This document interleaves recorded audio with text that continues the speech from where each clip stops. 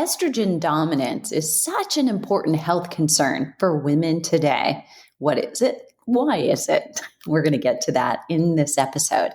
It's not only the signs and the symptoms of it that interrupt the quality of your daily life now and maybe hijack your best intentions for exercise. Your future health is also a concern. You'll hear more about ED, estrogen dominance, in this episode. This episode is brought to you by Flipping 50's Fiber Boost. It's a convenient way to boost your daily fiber intake gently with more than 6 food sources of fiber, so your body digests it just like you were eating a mixed meal. No harmful, single-sourced, and harsh and unpredictable results. Fiber helps you eliminate excess estrogens and protein plus fiber at every meal. Increase your satiety and kill cravings. There's definitely a correlation with women who ingest regularly higher fiber with more optimal energy and weight control. You can use FB for Fiber Boost, meaning FB, FB10 for 10% off your first container. I'm Deborah Atkinson. You're listening to Flipping 50, where I address your top concerns and struggles and share with you wins and successes too. I share what to eat now, how to move now, and how to change your mindset, both around those two things and just around what you can do and what's possible, so you can have the energy and vitality that you want, need, and deserve in this second and better half. Now, let's dive into this episode with my very good friend. My guest today is my dear friend, Magdalena Wszelaki. She is the founder of Hormones Balance, a thriving online community dedicated to helping women balance hormones naturally. Magdalena is a nutrition coach, certified herbalist, a published best-selling cookbook author, speaker, and educator. She's also no stranger to Flipping 50. She's got a long history of hormonal challenges. Her health crisis was the direct result from a highly stressful life in advertising, starting with Graves' and Hashimoto's disease, both autoimmune conditions causing thyroid failure, to total burnout and estrogen dominance. Today, she's in full remission, lives a symptom-free life, and teaches women how to find their sacred hormonal balance with her books, online programs, and education. Welcome, Magdalena. Thanks so much for being here. Always to be best with a friend on a podcast. Thank you. Yes, and I can just tell you that you want to, if you have to get sick, you want her as a neighbor because she brings the best soup. Oh, gosh, I forgot about that. But yeah, that's true. I did not. Well, okay. But we're talking all about overcoming estrogen dominance. And I think before we go too deep, we just need to make sure every listener is totally on the same page in exactly what is that. Because it's a term we've thrown around for a long time, and yet not everybody really has a clear idea of what is that? What does that mean to me? So why is estrogen dominance the most important health concern for women today? And first, what is it? So let's maybe open up with how does a woman know that she has estrogen dominance? And by the way, it does manifest in men as well. I want to focus on women, but I'll mention a couple of things that, your partner, the guy, could have as well. So, it's so funny, like you say, we throw that term around, but the truth is that almost everything I'm going to mention on this list is something that almost every woman in your life or our listeners know in their lives would have suffered from. So starting off with, just the big thing for a lot of women, especially at our age, is that funny weight that just hangs around our hips and thighs, whether it's cellulite or fat, just wouldn't go away, no matter how much you exercise, how much diet changes you've made. And the fascinating thing about hormones is that different hormonal imbalances create a different storage of fat around the body. So in the case of estrogen dominance, estrogen likes to direct fat into the tissue in the butt and the thighs. And so exercise will help. Obviously, diet change will help. But if you don't address the underlying cause, like really proactively, and very in a dedicated way address estrogen dominance, it's always going to be really hard to lose that. But a lot of other things, like all the female problems, right, that we have, such as fibroids, endometriosis, any form of period problems, whether it's a super heavy period, like a woman bleeding for 20 days out of the month, to having spotty periods, to having periods. I'm not talking about here just a little thing on just to preface it. It's when it comes to perimenopause, it's going to be a little different. You do get the irregularity of the period, but I'm talking about like if you should be having in your 30s, early 40s, and you're not having, or your daughter is not having regular period, that could be it. For that could be estrogen dominance, right? The other thing is, something that a lot of like your audience for after 50, right? So I'm just 2 years away from that, Deborah. Okay. What we're seeing a lot of women is having lumpy breasts, fibrocystic breasts. But also, let's not forget that the most common breast cancer is fueled by excess estrogen as well. So most breast cancers in the United States are caused by estrogen, known as estrogen receptor positive breast cancers. And guess what? It's estrogen dominance that fuels the growth of the malignant tissue. But also thyroid nodules, something that a lot of women suffer from, and as well as thyroid cancer is also a form of estrogenic cancer. So, as you can imagine, there's just so many things on this list here that, so many of us experience. But also, let's not forget, hot flashes can also be due to estrogen dominance. Women who suddenly, can't sleep anymore. So they, some of you might feel like I've always been a really great sleeper my whole life. And then suddenly the minute I hit a 45 or 50, I wake up in the middle of the night and just can't go back to sleep. And I've got racing thoughts. And suddenly I became like this really scared mouse with a lot of anxiety. Everything worries me. Well, welcome to estrogen dominance as well, So I think those are like the main ones. And as you can see, how common they are, Deborah, right? It's like, right. Show me a woman who hasn't had, a problem with her fibrocystic breast, or, didn't have a fibroid. Fibroids can be, like, for example, African-American women, fibroids are as common as in 80% of women. It's crazy high, right? So it's super common, yet I feel like it's not talked about enough. And that's a part of a reason why, combined with my own personal story with estrogen dominance and having had a long journey with it and having all the genetic SNPs that makes me an incredibly slow estrogen metabolizer, has really made me pick up a megaphone and want to like really bitch about this, like this is not okay. And we should get out of this space. And there's a lot of things that we can do to overcome estrogen dominance quite easily, actually. So, of course, we're interested in those. So what does it take to turn it around? So, I think there's a couple of, obviously, I wrote a book about that, which is 400 pages. So there's a lot to be said. But just on the overarching sort of concept, starting off with the idea that let's just cut out all the estrogens that are possibly coming into your life, right? So if you're one of those people who are having those, Deborah, what do you call this thing? Like, when you walk into a room and you've got the thing, the dispenser thing, this artificial smelling thing, like the diffusers, the glades and all that stuff, right? Yeah. I'm blanking out on the name. Like, for goodness sakes, or you have that in a car. Yeah. You have that in a car, please throw that away. All of that. So anything that has got the synthetic smelling stuff, which also known as phthalates, and whether it's present in those fragrances that you're inhaling, which, by the way, get the fastest into your body, or whether it's skincare products that you're using, especially things like lotions, right, that have phthalates in it, or parabens.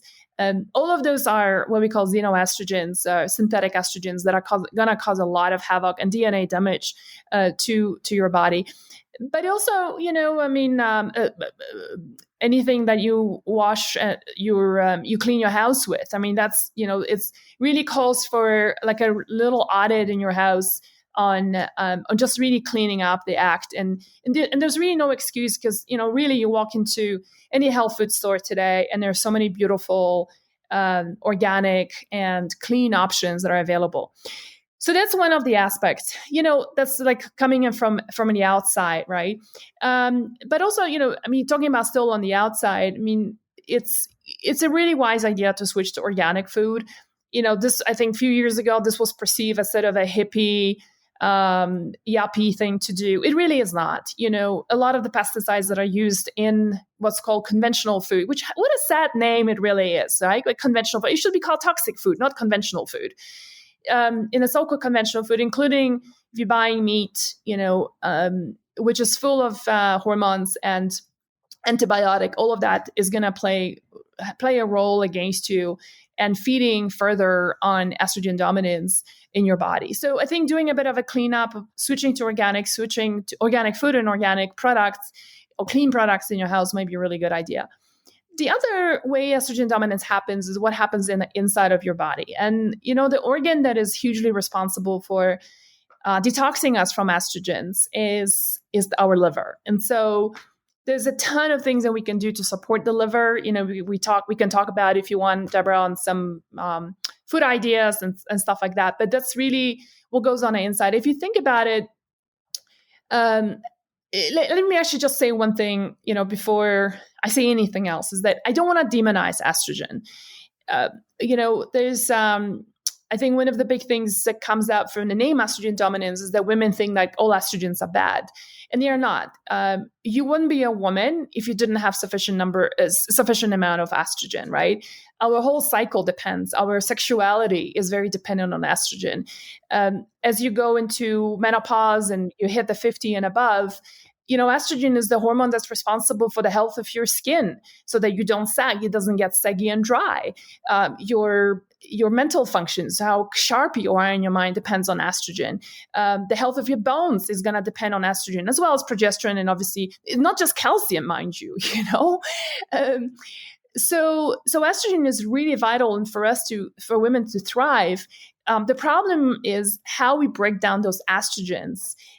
Is the issue here. And I want to just give you a real simple analogy. Imagine you're standing by the side of the river, and there's this semi-murky water that's flowing in the river. And then in the middle of that riverbed, you've got a bank. And that bank acts like a filter, and it filters out the water, and it separates the river now to two streams, a clean stream and a dirty stream. Okay. And that's exactly what happens with estrogen, is that the liver acts like the bank on that river, and it separates those estrogens into those dirty estrogens. And the more technical term for it is the more, pathogenic metabolites of estrogens that are really causing all the symptoms that I talked about. And then you have the clean estrogens that are the ones responsible for you functioning like a woman, So there is, so there's a lot of things that we can do to monitor, to manage how we break down those clean and dirty estrogens through the change of diet, using supplements and herbs. Okay, so fantastic. And I do want to go back. So let's go talk about supporting the liver like on a day-to-day basis. So a woman is going to get up and she's going to concerted effort to focus on healthier liver support for this end purpose and for every other function the liver does. What could she do? Yeah. So, I have a whole chapter in my book on liver itself. So there's a lot we can do. I'm sure a lot of it is, folks are familiar, like doing different forms of fasting and detoxes can really be helpful. Problem with those is that people do them for a period of time and then they stop and go back to bad habits. And, I really think the way to do some TLC, show some TLC to our liver, is to do daily habits and continue those, and not just doing detoxes alone. So the things you can do on a daily basis, the first thing I will say as an herbalist is that the liver loves bitter. Anything that is bitter, which is also a bit of forgotten and unaccustomed to taste, if you will, especially in America where we are more on the salty and sweet side of things, bring in bitter to your life. And so give you an example. For instance, when you go to Italy, right? They always have a salad before having a main meal. And a lot of times the salad contains arugula in it. And will have orange and orange peel in it. Well, guess what? All of those have very bitter qualities. So one of my suggestions for women is to Like if you're making a salad right now and it contains lettuce, please throw away that lettuce because it's nutritionally very poor. There's not much in a lettuce. It's also, you just need a lot of sugar and salt in order to make it taste good. So instead, supplement it with arugula, or have a kale and chop it up. And kale also has a lot of bitter qualities to it, right? Bring in a lot of radishes. That you find a lot of times people don't know what to do with radishes. Like you don't need to eat a radish on its own, but just tossing it into a salad can just be a wonderful addition. And having that before a meal is really great. Deborah, I'm going to send you some of the bitters that I've just formulated. That's also part of the book, and I'd love for you to try them. But one of the things that is very present in a lot of culinary cultures around the world is to do a bitter drink, or aperitifs, right? In a lot of countries would always have bitter qualities to it. So I'm not encouraging you to drink alcohol before every meal. That's not what I'm saying. But if, it might be a great idea to do a little bit of a bitter tincture before starting meal. That really can make a humongous difference. The other thing that we can do with liver, is one of my favorite things to do is to bring in flaxseed. Flaxseed is, it's kind of ironic, actually, Deborah, because flaxseed is highly estrogenic. So it contains naturally occurring estrogens called phytoestrogens. It's one of the foods that's got the highest phytoestrogens that's out there. And so people, women go, gosh, Magdalena is crazy, right? Like she just talks about estrogen here and estrogen dominance, and here she's asking me to eat more estrogen. So remember, it's like what I said at the beginning, is that estrogen is not bad on its own. It's how we break it out. And the beautiful thing about flaxseed, which is so phenomenal, is that, how I talked about the dirty and the clean estrogens earlier on? Yeah. So the flaxseed, did you know that flaxseed can actually help you skew so that your body helps your body metabolize more towards the clean estrogens away from the dirty estrogens. And furthermore, the lignans that are present in a flaxseed, not flax oil, mind you, it has to be the seed, it's the fiber. They block the receptors. I mean, this is just so amazing, the biochemistry of food, right? They block the receptors for the dirty estrogens from coming in and doing the damage with the different symptoms that I described earlier. Isn't that amazing?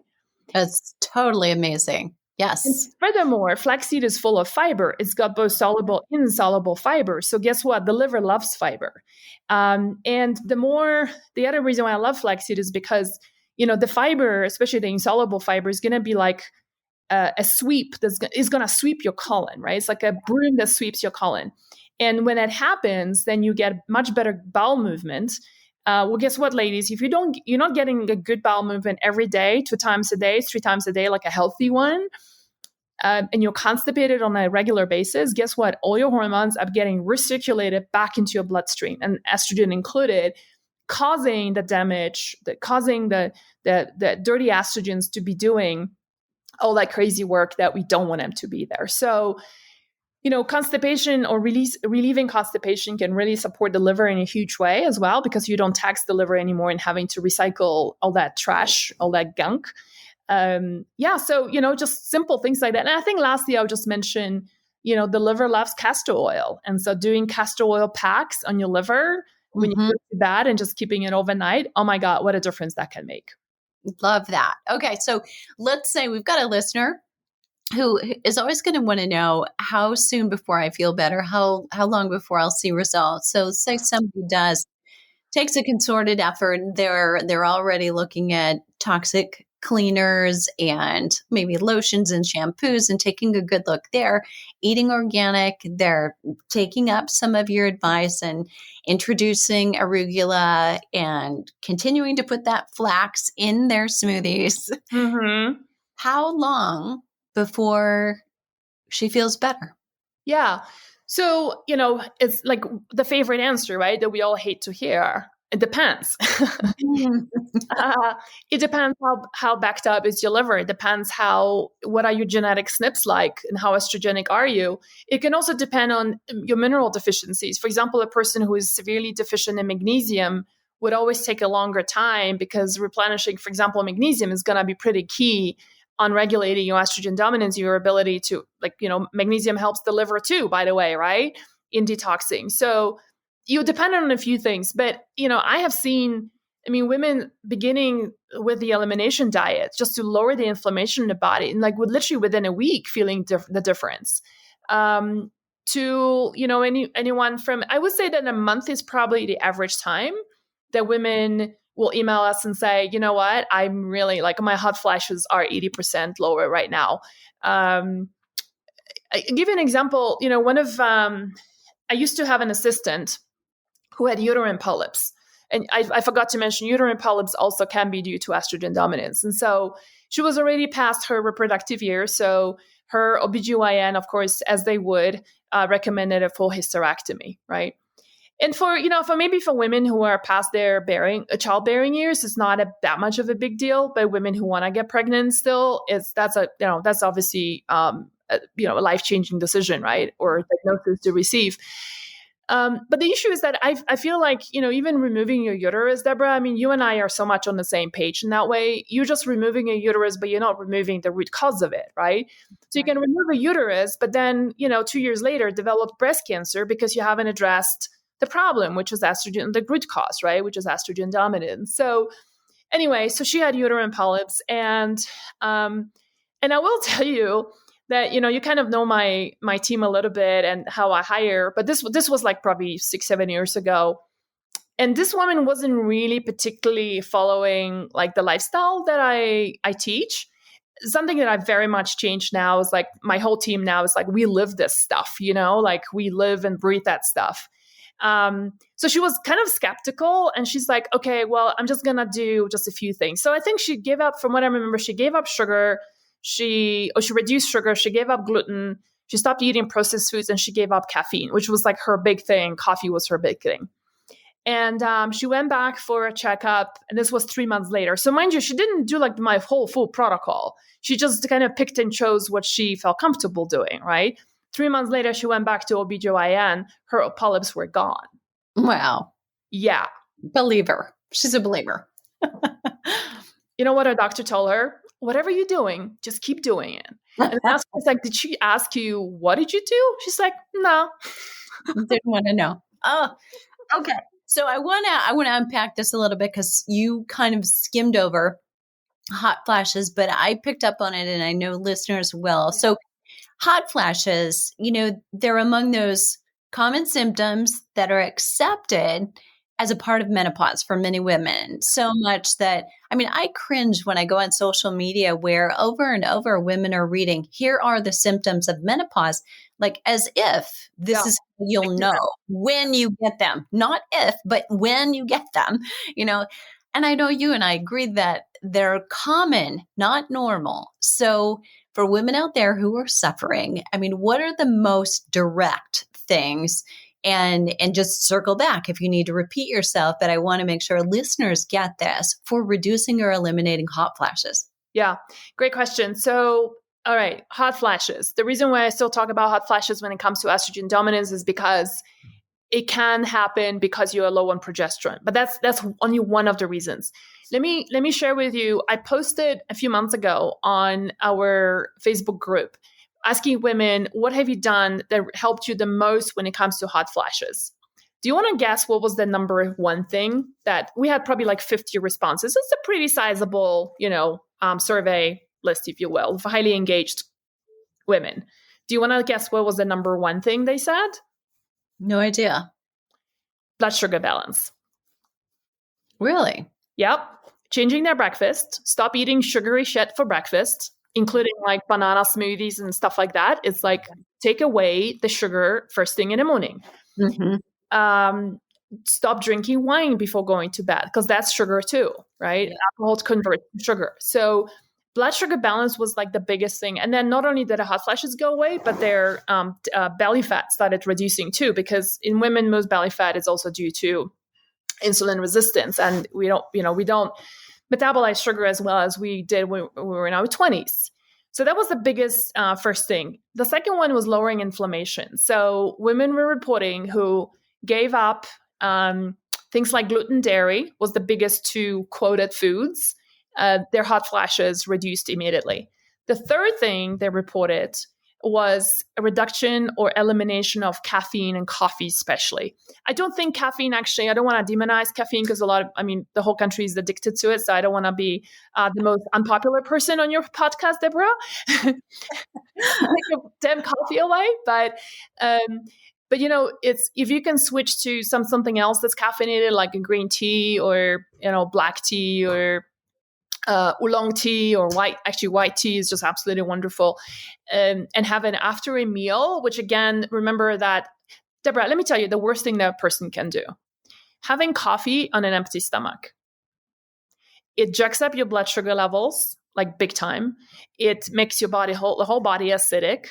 And it gives you like a direct access to caffeine in a very harsh way. So what has made a big difference for a lot of women is to have something lightly caffeinated, like a green tea, matcha tea, like any of the teas I mentioned, and having that after a meal, after your first meal, right? So, those were the three biggest movers. And then the fourth one was, adding progesterone, which kind of falls into the category of estrogen dominance. One of the forms of estrogen dominance that happens is the first one is what I described, there's too many dirty estrogens versus the clean estrogens. And the second type of estrogen dominance happens when you've got too little progesterone to oppose estrogen. That's when you have a lot of the symptoms, and hot flashes falls in that category. Got it. Okay. So I want to back up to just something you said before. So she went back to her doctor, you said, after 3 months, and she had this phenomenal change. Doctor says, keep doing what you're doing, but doesn't ask what it is. Why is it Western medicine doesn't actually recognize or treat estrogen dominance? Is it just estrogen dominance? You might say the same thing happens with diabetes, right? Why are we putting women on, and men as well, on metformin and stuff like that, instead of talking to them about diet change, which is fundamental with diabetes? Why with Hashimoto's, an autoimmune disease that so many women suffer from, why is there no conversation about autoimmune change, like supporting your immune system, right, to reverse it rather than be upping somebody's thyroid medications? So I think this is just a prevalent problem across Western medicine, and I think that's why it just calls for people like us in a functional medicine. We would like to pick up a megaphone and just start yelling about this and sharing and saying like, look, this can change. But I don't really have a good answer why that is so. I think maybe dogma. Yeah. Okay, so I've got a question. We've got a wide range of listeners, really an age here. So women who are in their mid-40s and, women who are in their early 70s. Is there an age where estrogen dominance is no longer as much a risk or possibility? That's a really great question. And let me just back up a little bit and give you an example of why women, even though your estrogen is beginning to drop, so like after age 40, 45, your estrogen, both and progesterone, start dropping pretty quickly. But you can still be estrogen dominant, right? So here is a little funny side note. I have a quiz on my website, and it's like, looks at 7 different hormonal imbalances. And so it does test for, as in quiz test, right? A quiz tests you for low estrogen as well as high estrogen levels, right? And so women get these results saying you are low in estrogen on one hand, and then it tells them, but you're estrogen dominant too. And so then they write to us and say, your quiz sucks. Like, people have no idea what you're talking about, right? You're just like, it's contradicting. So think of it this way, right? I mentioned breast cancer. Yeah. What is the highest demographic that is having breast cancer? 55 and above, right? 55, 75 is that. Now, are these women high in estrogen? No, right? Their estrogen just drops like crazy. They are like the lowest ever, and their progesterone drops too. So why is it that even though their estrogen is low, they are still having estrogen receptor positive breast cancer? And why do they still have we have women in our community who are in their 50s and they have fibroids. And they are like, oh, I'm just going to remove my uterus because, I'm never going to have children again. So no big deal. So here's the thing. Even though your estrogen can be dropping, the issue is that even though you are low on estrogen, how you break down the little estrogen that you have still makes a very big difference. And so that explains why you can be low on estrogen and you still can have estrogen dominance. And to answer your question, what is the age that you can be experiencing it, is really across the board. I mean, it can be a girl who is just like not having her periods or is super irregular and she's, 19 years old, is already showing signs of estrogen dominance. It might change if she doesn't do something about it. It might evolve to something like in her early 30s, she's now going to develop a thyroid nodule, right? And then as she's going into maybe her 35, 40, now she's got a fibroid that's going on. And then, when she hits like 50, she's now diagnosed with breast cancer, right? So it's, really estrogen dominance is something that can affect women really across the board. Talk to me about the other side of estrogen dominance, where stress is really high and cortisol is blocking progesterone. Mm-hmm. So there's an estrogen dominance from that. And I'm circling back around here to exercise. So, I mean, there's probably not a woman listening who isn't a regular exercise who wouldn't say, exercise is part of how I negate stress. And yet, to some of us, we sometimes will choose types of exercise or continue to do them that are throwing us under the bus. Mm-hmm. I've got my hand up. I'm an endurance lover if I had my first choice. And yet, the exercise we love doesn't always love us back. Can you just talk a little bit about that? Yeah, I'm so glad you mentioned that. And it's as a former athlete, and I'm not an athlete anymore. I'm a casual exerciser now, and then my body just loves it. So, someone who's used to do a lot of endurance sports and do half marathons and do adventure sports. I will tell you that it was just like one of the biggest things that was taxing my body. And I definitely see this with women across the board. One of the things I absolutely loved about your TED Talk and everything that you create around the content is so aligned with my own philosophy and observation with women. And that is slow down the exercise, the right kind of exercise for where you are in your life, adding exercise when you're already, let's say, going through a terrible divorce and you're completely stressed out. Your body is on a highest stress alert ever. Adding exercise to it is actually really not a good idea. So it basically goes back to exactly to what you said earlier, and that is high cortisol levels, which excess of exercise will release as well, causes something called pregnenolone steal. Basically, it's a fancy term for saying pregnenolone is like the mother hormone. It splits to progesterone and cortisol, okay? So when the body has to make a decision between, do I make cortisol in order to get her through the stress, whether it's emotional, mental, or physical stress, such as exercise, or do I give her sufficient progesterone? The body's always going to choose cortisol because it then becomes an issue of survival. And so whenever you're over-exercising, since that was your question, you're basically depriving yourself of potential progesterone production. And so which is one of the ways that you can become estrogen dominant. And they can also explain why is it that women who over-exercise are low on progesterone cannot lose weight, especially around that weight around the butt and thighs.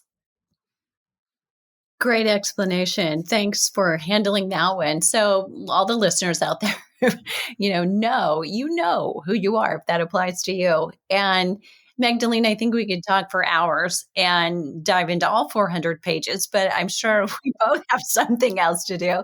So where can listeners learn a little bit more about the book, maybe about themselves and whether they're at risk?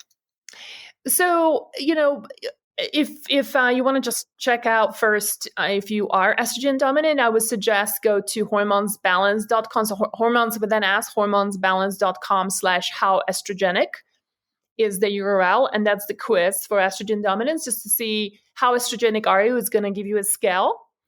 And then, my book is called Overcoming Estrogen Dominance. It's a beautifully produced book with a lot of recipes and meal plans and the what and the how and the why and the science behind it.